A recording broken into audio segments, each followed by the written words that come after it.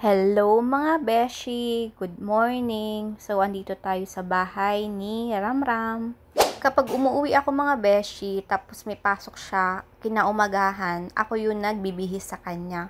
Parang yun ang banding namin magtita. So, ayan, nagliligo na dyan si Ramram. Ang ginawa ko, nagbuhat na ako at pinatay ko ng aircon saka ang ilaw. So, ayan, pupunta na tayo sa sala. Bali, dalawa ang anak ni ate, si Renz saka si Ramram. Nauna nang pumasok si Kuya Renz. So, ayan na mga beshi, tapos na maligo ang baby boss namin. Bibihisan na natin siya ng pang-school uniform. Habang binibihisan ko siya dyan mga beshi, sabi daw niya, ma-lotion muna daw siya. Lotionan ko muna daw siya.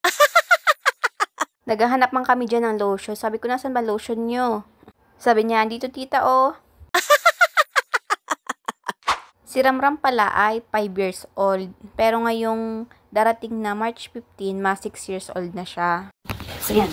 Ano natin? Short. Tapos na tayo mag-lotion. So yan, na-short na tayo. Sunod, medyas o t-shirt? Ito? Ay, itong polo muna. Oops. What's next? Medyas? Okay. Okay, ka na. Umuwi din pala ako mga beshi kasi nga ma-birthday si daddy. Ma-61 na si daddy. Bali, dalawa ang birthday celebrant namin next month. Yes. Wait lang. Sa part na yan mga beshi, naiinip na dyan si Ramram kasi ang tagal ko sigurong bihisan siya. So ayan, tignan nyo kung anong gagawin niya.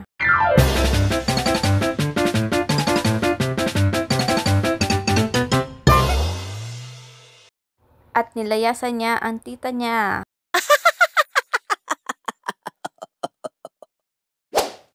So, ayan mga beshi, andito na kami sa habulan. Akala niya kung ano naman ilalagay ko or anong gagawin ko. Sabi ko, lalagyan ko lang siya ng pabango. Yan pala ang body spray na pabango ni Ramram. Kaya mabango si Ramram. Nilagyan ko na din mga beshi ng sapatos kasi papasok na siya sa school. Si Ramram pala mga beshi ay kinder 2. Next year ay grade 1 na siya. Ngayon April ata ang moving up niya. Last natin gagawin ay kukuha na tayo ng baon niya. Habang kumukuha nga ako ng baon, ang gusto lang daw niya ay Dutch meal ang ilagay ko sa bag niya.